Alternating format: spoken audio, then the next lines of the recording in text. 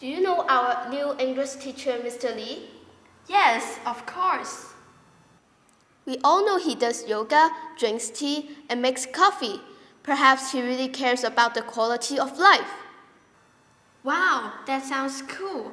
Let's ask him if he can teach us something.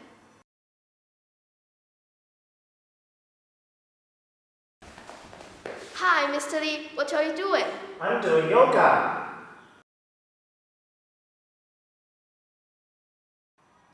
Actually, we can look at the benefits of yoga from two different aspects: the physical benefits and the mental benefits.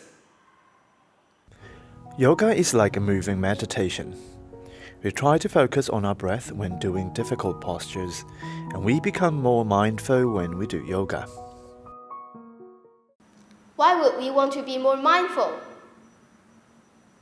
By being mindful, we focus more on the present.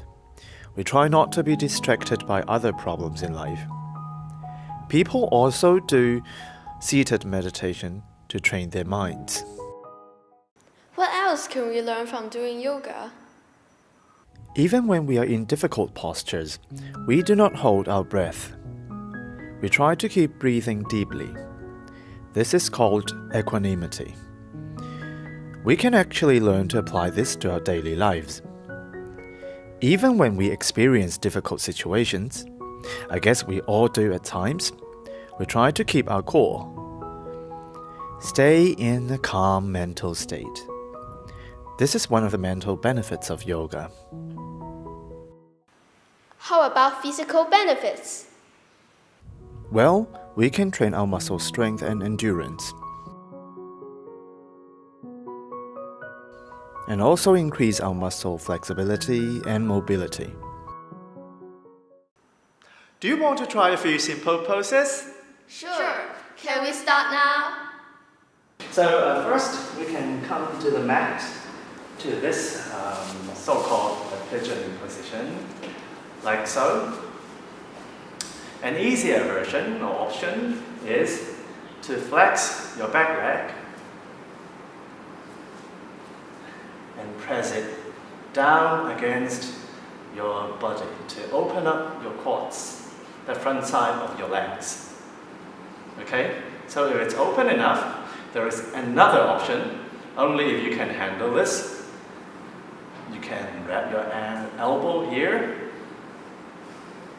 And then if you can balance, you can try grabbing your hand from the other side, like so. But it's very difficult to balance. Okay? And so if you are flexible enough, right? Very good. And so someday, if you are flexible enough, hopefully you can grab your feet like so and turn your shoulder and look back.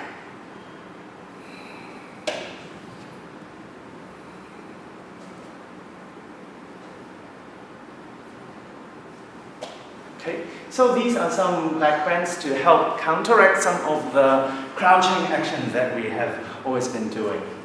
Okay?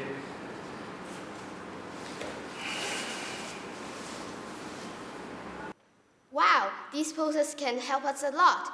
And it's not so difficult, so I can do it at home. Yes, these are some basic poses for beginners. I heard you have been doing yoga for quite some time. Can you show us some more challenging yoga poses? Okay, let me show you some. If we are strong enough, we can do some inversions. Do not try this if you are not experienced. I can't wait to see.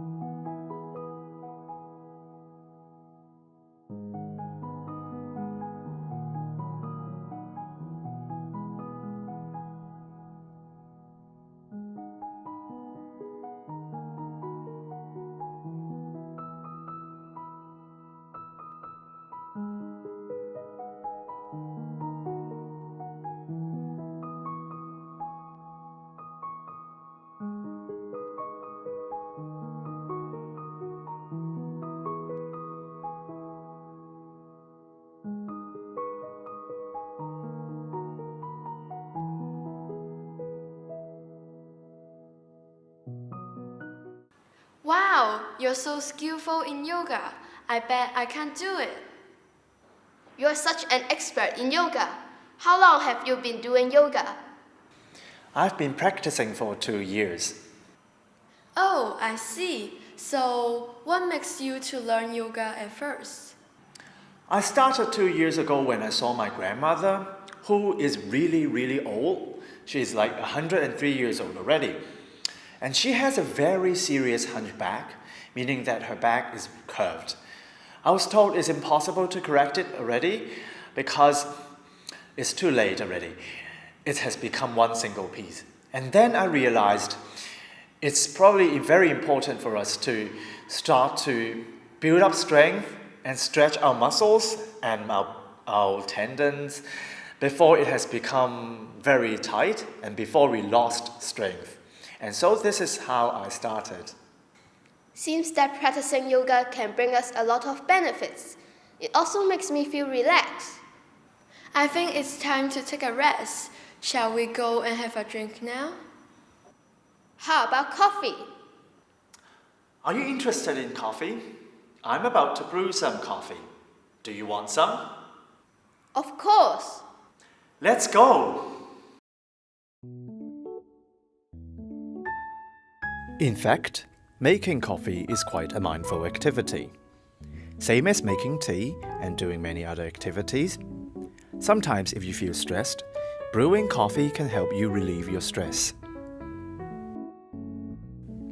First, for 3 cups of coffee, put 18 grams of coffee beans into the coffee grinder. Grind it to a suitable coarseness. We want a suitable and even coarseness. The reason is that as we add water to the coffee grounds, the soluble substances dissolves into the water, making it coffee. Larger grounds have a smaller surface area to volume ratio. It will under-extract, making the coffee tasteless. If the grounds are too fine, meaning that it's too small, they tend to over-extract. Too much of the content dissolves into the water, and the coffee becomes bitter. Before the actual brewing, we put a piece of filter paper into the filter.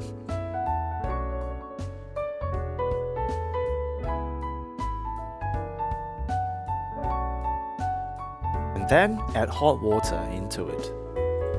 It can help remove the smell of the filter paper and also make the containers warmer. About the volume of water, we try to use a ratio of 1 to 16.6. If we are making 2 cups of coffee using 12 grams of coffee beans, we add 200 ml of water. This time we're using 18 grams of coffee. Then we add 300 milliliters of water.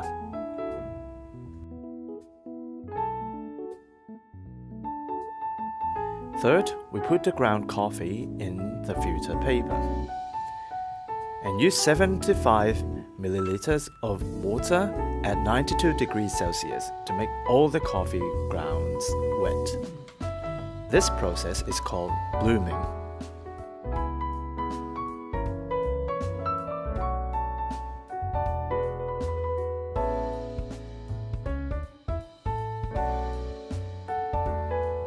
At 30 seconds, pour in another 75 grams of water.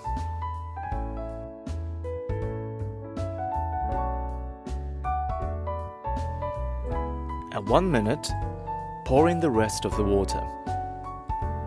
The total brewing time should be around 2 to 3 minutes.